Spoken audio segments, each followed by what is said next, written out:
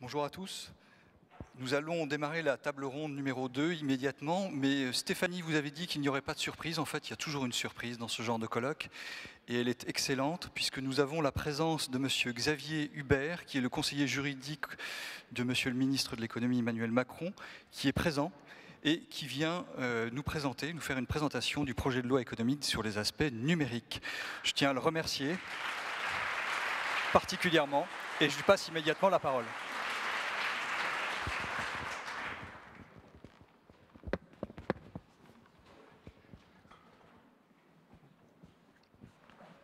Oui, bonjour, donc Xavier Hubert, je suis le conseiller juridique d'Emmanuel Macron, ministre de l'économie. Ma première conviction, avant d'essayer de vous présenter nos réflexions que nous avons dans le cadre de la loi sur les nouvelles opportunités économiques, c'est de me dire qu'en matière numérique, la vraie disruption aujourd'hui, c'est non pas en termes vestimentaires d'avoir une chemise sans cravate, mais véritablement un costume 3 pièces. Donc je suis aujourd'hui le plus disruptif de l'Assemblée, j'en ai une profonde conviction. Maintenant, sur les nouvelles opportunités économiques et les questions du droit, des services, des relations juridiques et du numérique, je crois qu'il y a plusieurs évidences qu'il faut mettre en avant. La première des évidences, c'est que les relations juridiques et le droit, comme la santé, sont aujourd'hui ou constituent aujourd'hui un des enjeux majeurs de l'évolution du numérique et des enjeux économiques majeurs. Ce n'est pas un enjeu juridique, c'est un enjeu purement économique. De nouveaux acteurs sont en train de prendre le marché du numérique, le marché du droit numérique, comme de nouveaux acteurs veulent prendre le marché de la santé numérique, et qu'aujourd'hui, nous ne sommes pas non pas en face d'un défi qui se présente à nous, parce que le défi il est déjà là, les acteurs sont déjà en place, sont déjà en train de prendre le marché, et que la première constatation que nous devons faire, c'est de savoir quelle est l'approche que nous devons avoir. Est-ce que c'est une approche un peu classique française qui est de dire tout ça c'est un peu international, numérique, c'est un peu mode disruptif, mais gardons-nous bien et on verra comment cela évolue. Ou est-ce que là, pour une fois, nous devons avoir un comportement extrêmement proactif à l'égard de cette évolution qui est en marche aujourd'hui. Et ça, c'est le parti pris que nous avons pris au travers de la réflexion de Sonoé. Premier point. Deuxième sujet, je pense que pour les juristes que vous êtes, directeurs, juristes d'entreprise, avocats, pour toutes les personnes qui évoluent dans le numérique et sur le droit et le numérique, l'enjeu économique majeur est non seulement arrivé, mais va véritablement éclater, transformer, modifier toutes les pratiques et les relations entre les différentes parties. Et les incidences ne seront pas des incidences juridiques au sens légistique et législatif du terme, mais les incidences seront véritablement comportementales dans les relations entre les acteurs, dans les relations au sein des entreprises. Pour vous, juristes d'entreprise, vous avez deux défis. D'abord, le droit et le numérique et la compliance. Ce sont les deux points qui arrivent devant vous aujourd'hui, qui sont là devant vous aujourd'hui, et qu'il va falloir que vous traitiez. Et notre enjeu à nous, notre devoir à nous, notre obligation, je dirais, ministre de l'économie, en tout cas c'est lui ce qu'il a véritablement à l'esprit, c'est de vous donner des instruments et les outils pour affronter ces deux défis qui se présentent à vous et devant vous, et non pas vous dire comment vous devez faire. C'est vous les responsables. Notre responsabilité en la matière, c'est de vous donner les instruments. Alors très vite, au-delà de cette présentation, j'essaie de présenter globalement où en sont nos réflexions, nos ambitions en matière de nouvelles opportunités économiques sur le droit et sur la partie numérique et stricto sensu numérique. La première chose, je dirais, c'est notre ambition, elle est double. Elle est horizontale avec des incidences verticales. Horizontale, c'est quoi? C'est trois sujets majeurs qui vont fondamentalement changer les relations juridiques et les relations entre les parties via le numérique. La première, c'est déployer, développer et juridiquement développer toute l'identité numérique. Ça veut dire quoi? C'est de prendre le règlement IDAS, c'est d'imposer à partir du règlement IDAS 3 niveaux d'identité que tous les acteurs pourront, à disposition des acteurs et que des acteurs économiques pourront mettre à disposition des autres acteurs économiques pour avoir sécurisé toutes leurs relations juridiques. L'identité numérique, c'est 3 niveaux, faible, substantiel, fort ou élevé. Et à partir de ce moment-là, ça veut dire que toutes vos relations juridiques à distance pourraient être totalement dématérialisées à partir d'une identité numérique. Ça veut dire que là où vous avez aujourd'hui des obligations de relations physiques, de rencontres physiques, de remises juridiques physiques, de documents, de pièces, de négociations, de signatures, vous pourrez à partir de cet instrument, et nous en déclinerons les conséquences juridiques derrière, à partir de cet instrument juridique, vous pourrez avoir des relations totalement dématérialisées, totalement à distance, sans aucune rencontre physique de l'interlocuteur, où qu'il soit, quel qu'il soit. Premièrement. Deuxième sujet, la force probante de l'acte numérique. Aujourd'hui, vous savez nettement mieux que moi, ce serait très prétentieux que vous fassiez la leçon sur le sujet, un acte nativement numérique peut être contesté juridiquement, parce qu'il est preuve, mais contesté juridiquement par un document papier, ou peut, par le juge, être mis en cause. Un acte non nativement numérique, c'est-à-dire un acte papier transformé numériquement ou numérisé, est un commencement de preuve, mais n'est pas une preuve. C'est une copie, au mieux, mais surtout pas un original. La modification fondamentale que nous voulons apporter est double. Premièrement, de faire que tous les actes nativement numériques, dès lors qu'ils correspondront, qu'ils respecteront soit, je dirais, un domaine d'intégrité, une capacité d'intégrité, ou respecteront dans leur numérisation une procédure qui en garantit l'intégrité, seront forcément des réseaux originaux. Ne pourront pas être mis en cause par un document papier et seront systématiquement et toujours des originaux. C'est-à-dire qu'il n'y aura pas de copie. Vous pouvez, à partir d'un même document numérique, avoir 100, 200, 300 000 originaux avec la même force juridique. À partir du moment où il correspond à la norme d'intégrité ou aux procédures qui garantissent son intégrité. Ce n'est pas un document Word, ce sera un document qui correspondra à un certificat de garantie. Deuxième sujet, les documents papier numérisés. Tout document qui, initialement, nativement, sera papier et qui sera numérisé, dès lors que la numérisation répondra à une norme de numérisation qui garantit l'intégrité du document et qui garantit que le document papier initialement transformé, devenu numérique, est le bon, ou une procédure qui, dans son processus d'authentification, permet de garantir que le document papier devenu numérique est le bon, ce document numérique deviendra alors un original numérique. Ça ne sera pas une copie numérique. Ça veut dire que vous pourrez détruire tous les papiers sous-jacents et que le document numérisé dans ces conditions deviendra un acte avec la force probante de tout acte tel qu'il soit. Il ne pourra donc pas être mis en cause par un autre acte papier. On sera sur ce ne sera pas un acte authentique, nous serons bien dans un cadre juridique où nous aurons la possibilité d'avoir des contestations de la valeur probante de l'acte, mais en aucun cas, on ne pourra, parce que vous pourrez justifier que le document numérique que vous produisez correspond à la norme ou à la procédure indiquée, on ne pourra pas le remettre en cause en disant vous devez justifier du document papier. Ça veut dire qu'à partir de ces deux éléments, identité, force probante, vous pourrez avoir des relations totalement numérisées, garanties et sécurisées. Une des conséquences ou la conjugaison de ces deux principes, ça va être le développement du coffre-fort numérique. Le coffre-fort numérique, ça va être cet instrument qui, en même temps, selon le niveau, je dirais, de force juridique qui lui sera attachée et de garantie juridique qui lui sera attachée, entre le coffre-fort intégral, c'est celui qui garantit totalement l'origine de la personne, l'intérieur de la personne, l'origine des documents qui sont dedans et qui en protège l'accessibilité, avec des droits d'accès extrêmement réservés et des droits d'accès totalement organisés, au coffre-fort, je dirais, avec le niveau le plus faible qui soit en termes de protection, le plus faible qui soit en termes ou de plus grande ouverture possible en termes de consultation à distance. En gros, c'est Picasa qui ne présente aucune garantie en matière de consultation. En réalité, vous pouvez l'ouvrir à tout le monde ou entre des documents qui sont uniquement accessibles dans des conditions de cryptage, etc., extrêmement précises. Dans cet éventail-là, ça veut dire qu'on pourra développer, c'est ce que nous allons essayer de faire au travers de l'État et de l'administration, le coffre-fort numérique, c'est-à-dire d'avoir des relations totalement dématérialisées entre les personnes via un système de transmission et de réception de documents, où là, le document ne sera pas un document que je transmets type document PDF ou je ne sais quoi par mail, mais un document que j'irai consulter, dont j'autoriserai la consultation, dont je pourrai autoriser la duplication ou pas. À partir de ce moment-là, on peut, et juridiquement, de sécuriser tous ces processus. Ça veut dire que dans ces trois éléments, on pourra construire des relations économiques, juridiques, quels que soient les acteurs, d'une manière totalement dématérialisée et totalement sécurisée en termes juridiques. Après, il y aura sûrement des débats, mais qui sont les débats classiques qu'on retrouve et qu'on n'évincera pas, parce qu'elles sont, je dirais, quasiment nées avec l'origine de l'écriture, du support de l'écriture, etc., sur la caractère probant ou pas des éléments, mais juridiquement, modification du Code civil, modification de toutes les réglementations en matière de transmission des documents, de façon à rentrer sur ces trois principes, identité numérique, niveau d'identité numérique, force probante des documents, coffre-fort. Ça, c'est la transversalité.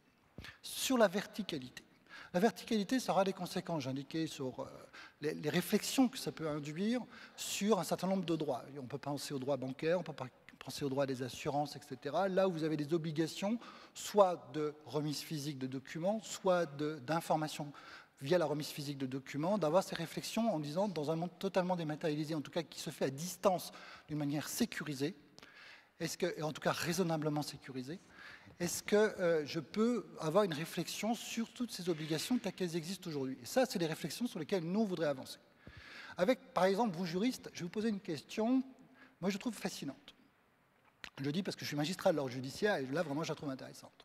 Aujourd'hui, par exemple, si vous prenez un contrat d'assurance vie, vous avez une information précontractuelle que vous devez donner à la personne qui va souscrire à cette assurance vie, d'une part, et d'autre part, vous avez une obligation permanente à donner à cette personne. L'information précontractuelle, c'est globalement quelque chose qui fait entre 20 et 30 pages, fondamentalement abscon, que la personne, 2 fois sur 3, ne lira pas, ou très peu, ou même si elle lira, ne comprendra pas tous les éléments, qu'elle s'y ira, parce que ce qui l'intéresse, in fine, c'est bien souscrire l'assurance derrière. Si je remplace une information précontractuelle de cette nature par un film, quelle est la force juridique de ce film? Et la vraie question qui se pose, ce n'est pas la force juridique du film. La vraie question qui se pose, c'est quelle est la force juridique de l'information que j'ai donnée au travers de ce film.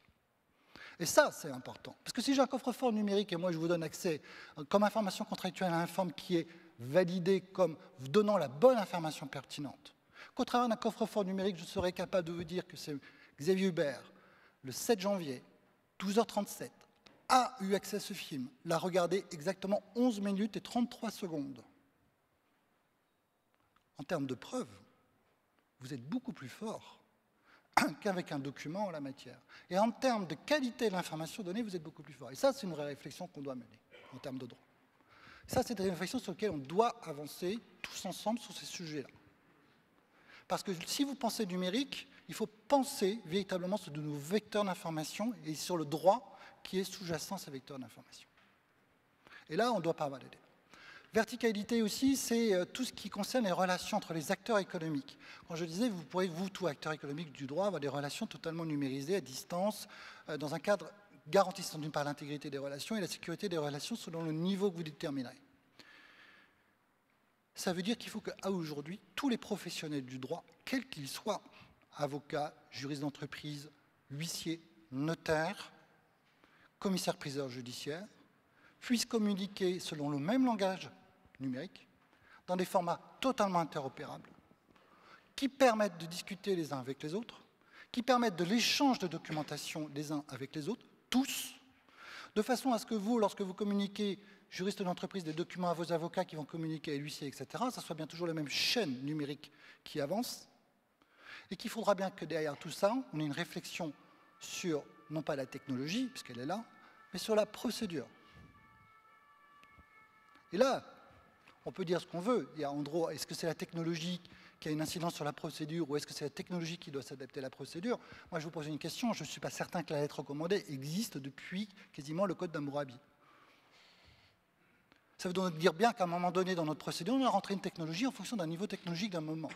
Et que là, c'est bien la procédure qui s'est adaptée à la technologie, qui a capté une technologie à un moment donné. Et aujourd'hui, la question, c'est que cette technologie, via par exemple quelque chose que nous on voudrait promouvoir qui s'appelle la signification électronique, c'est-à-dire qu'une signification qui se fait totalement à distance, avec des acteurs, est quelque chose qui doit pouvoir se mettre en place.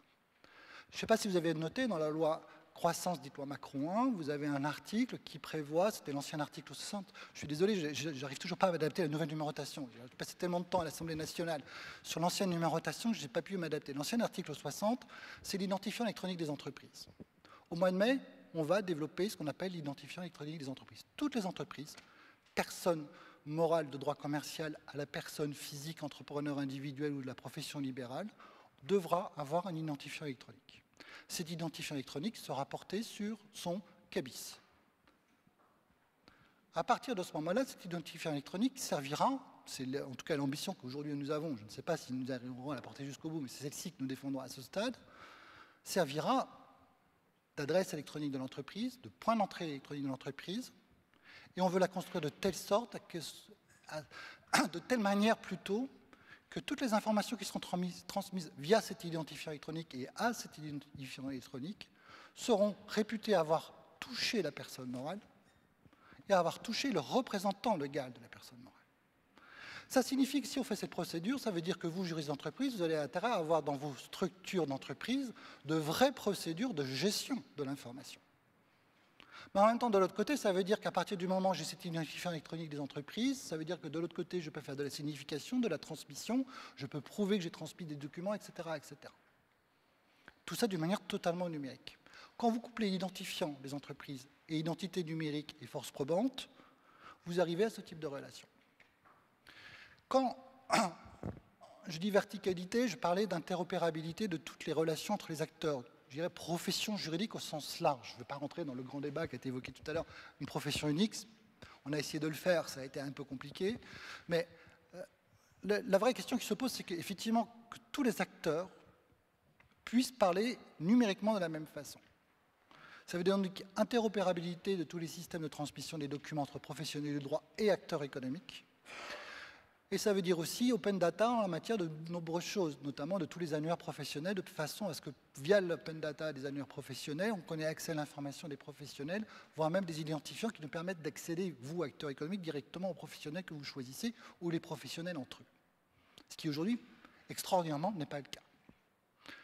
Un autre point, quand je parlais toujours de la verticalité, c'est que si on parle aussi d'identité électronique de force probante, je parlais liminairement de tous les éléments qui sont développés aujourd'hui, des nouveaux services qui apparaissent sur Internet. Je ne vais pas parler pour des acteurs qui sont là ou qui étaient là tout à l'heure sur la table ou qui seront à la dernière table tout à l'heure de sites qui existent déjà, mais il y a une particularité en France. C'est une particularité là qui est extraordinaire. Il y a énormément de sites juridiques qui se développent aujourd'hui. Statut, conseil, médiation, règlement des litiges, quasi-action de groupe via la collecte de mandats, etc., etc. Il y a une particularité. Tous. Il n'y a pas un avocat dedans. Il n'y a pas un avocat dedans qui les monte en étant... Attendez, je finis. Ouais, non. En étant... En exercice. Ah oui, mais ça, la différence. Parce qu'on respecte la loi. Si vous êtes avocat en exercice, si vous n'êtes pas un avocat en exercice, vous n'êtes pas avocat. Donc, je dis bien qu'en la matière, il n'y a pas un avocat dans ces sites. Les avocats qui sont dans ces sites se sont fait omettre. Ils sont sortis de la profession pour le faire. L'Ordre des avocats a créé un site de recours collectif. Ils n'ont pas fait un site de recours collectif, ils ont fait un formulaire d'inscription, effectivement, et c'est un site de collecte de mandats qui renvoie. Tous les autres sites, c'est tout. Enfin, la vérité, elle est là. Mais tous les sites qui économiquement se sont développés depuis des années, aucun n'est porté par un avocat en exercice et inscrit à un barreau. Pourquoi? Parce que les règles déontologiques des professions sont faites au nom de la concurrence pour empêcher que le numérique se développe. Car au nom de la concurrence, aujourd'hui, on nous dit, vous ne pouvez pas aller sur le numérique. Vous ne pouvez pas avoir un nom de domaine. Vous êtes obligé de rencontrer physiquement votre client. Vous êtes obligé en la matière, vous ne pouvez pas indiquer vos domaines de spécialité. Vous ne pouvez pas mettre votre qualité d'avocat. Voilà le défi. C'est-à-dire qu'aujourd'hui, vous avez des sites qui interviennent, qui vont et qui viennent en France, avec des fonds, des investissements qui sont monstrueux, dont certains ont même des capacités financières quasiment égales au chiffre d'affaires du barreau français. Et nous, en France, on nous dit surtout que l'avocat n'y aille pas. Sauf qu'en face, ce sont des avocats. C'est eux, ils ne se regardent pas la qualité, est-ce que vous êtes inscrit au barreau ou pas. Et quand ils rentrent sur le marché, ils y vont. On peut critiquer, demander justice.com, dire c'est légal ou pas. La seule conclusion qu'on a, c'est qu'entre 2012, 0 € de chiffre d'affaires, 2015, 30 millions. Quel cabinet d'avocats en France a fait en 2 ans 0 à 30 millions? Aucun. Ça, c'est l'enjeu. Notre enjeu à nous aujourd'hui, ce n'est pas de dire c'est scandaleux qu'il n'y ait pas d'avocat, ce n'est pas ça le sujet. Notre enjeu à nous dire, c'est que si on doit avoir des sites numériques, de vrais sites du droit, il faut que les professionnels y soient. Parce que c'est eux qui vont garantir la qualité et la sécurité. Et si les professionnels, là aujourd'hui, le discours qu'on a, j'ai écouté tout à l'heure ce qu'il se disait sur la SACEM, etc. Moi j'avais cette chance d'être au ministère de la Justice à la fin des années 90, quand on a commencé à discuter du problème du numérique et de l'Internet. Et à l'époque, je peux vous redonner les discours. Le discours était simple. Jamais, mais alors jamais, Internet ne viendra modifier le marché du film et de la musique. Jamais. Et là, j'ai même reçu quelqu'un d'une société de droit qui m'a dit en 99, monsieur, jamais quelqu'un n'acceptera d'écouter de la musique du numérique et de regarder des films dans ces conditions. 6 ans plus tard, on nous demandait Adobe. C'est ça l'enjeu. Donc aujourd'hui, en matière du droit, en matière du numérique du droit, le sujet n'est pas de se dire est-ce que dans 3-4 ans, il va falloir faire une Adobe et dire que la France, finalement, est un îlot coupé du monde numérique, ou est-ce qu'il faut dire je vous donne les instruments juridiques pour que vous, professionnels du droit, investissiez totalement le numérique. Ça, c'est la démarche que nous avons choisie. C'est la démarche que nous allons défendre, et c'est la démarche que le ministre, lui, veut porter. On a commencé avec la loi Macron au travers d'interprofessionnalité, parce qu'il y a aussi une autre évidence en matière numérique, c'est qu'en réalité, il faut, et notamment dans le domaine du droit, il faut des fonds. Il faut de la capacité d'investissement. Et que cette capacité d'investissement, vous ne pouvez pas l'avoir dans les structures d'exercice aujourd'hui telles qu'elles existent. On peut se dire tout ce qu'on veut, mais ce n'est pas possible. Donc il faut réfléchir ensemble de façon à donner aux acteurs juridiques. Parce que notre enjeu à nous, c'est d'avoir des avocats, d'avoir des juristes d'entreprise de qualité qui soient sur l'Internet. Et non pas uniquement robots. Voilà. Désolé. Voilà. En tout cas, voilà. Le débat. Je vous remercie.